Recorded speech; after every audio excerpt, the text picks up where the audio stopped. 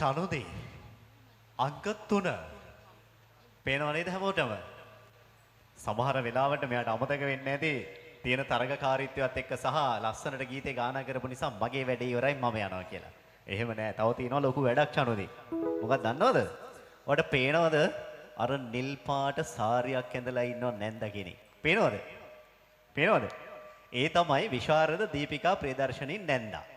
ඒ නැන්දත් මේ විදිහටම ඇවිත් දහම් පාසල් යන කාලේ සින්දු කියලා තියෙනවා කියලා ඒ නැන්දා ගොඩක් තැන්වල කියලා තියෙනවා. ඉතින් ඔබතුමියට තමයි පළමු අවස්ථාව ලබා දෙන්නේ. චනුදිගේ ගායනය පිළිබඳ කොහොමද දැනෙන්නේ?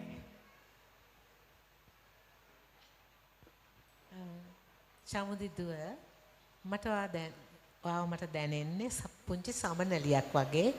මොකද මම කොහොමත් ගොඩාක්ම කැමති ගොඩක්ම ආදරේ ළමා කාලය තුල ළමෙක් වගේ ඉන්න එකට.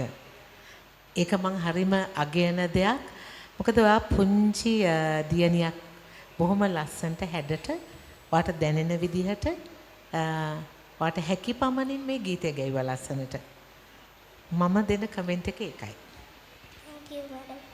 ඉතින් අද දවසේදී විනිසුරු මණ්ඩලයේ එක්කෙනෙක් වෙනුවෙන් එක විනිසුරු මණ්ඩලයේ නැන්ද කෙනෙක් හරි මම කෙනෙක් හරි තමයි සහ පෙපියතුමා හරි තමයි මේ ගායනය පිළිබඳ යම් ආකාරයක අදහසක් ලබා දෙන්නේ.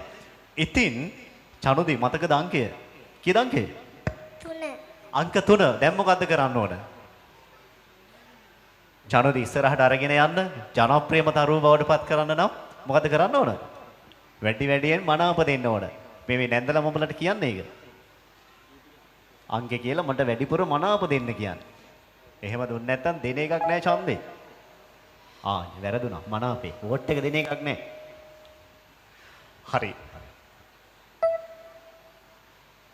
ඔබතුමිය මොකක් හරි දෙයක් කියන්න හැදුවද? නැහැ.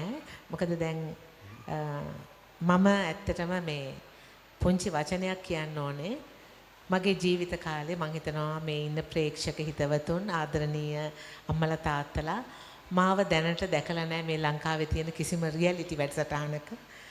මම නරඹන්නෙක් විතරයි. මම බොහෝ දේවල් මොකද මං කැමති ළමා ලෝකයේ තුල හැම දරුවා තුලම විවිධ දක්ෂතාවයන් තියෙනවා. මං කැමති නෑ එක ළමෙක්ට විතරක් මේ විදිහයි ඇයි වාට මෙහෙම බැරි වුනේ. ඒක අපි අතින් වැඩිහිටියෝ අතින් නොකල යුතු දේවල්. එතෙන්දී මම දියණියට දෙන එකම දේ පුතේ ඔයා හොඳ රසවතියක් වෙන්න. රසවතියක් වෙලා හොඳ සින්දු අහන්න. එහෙම අහලා ඔයාගේ බුද්ධිය වර්ධනය කරගෙන හොඳ ලස්සන ඉදිරි ගමනක් යන්න.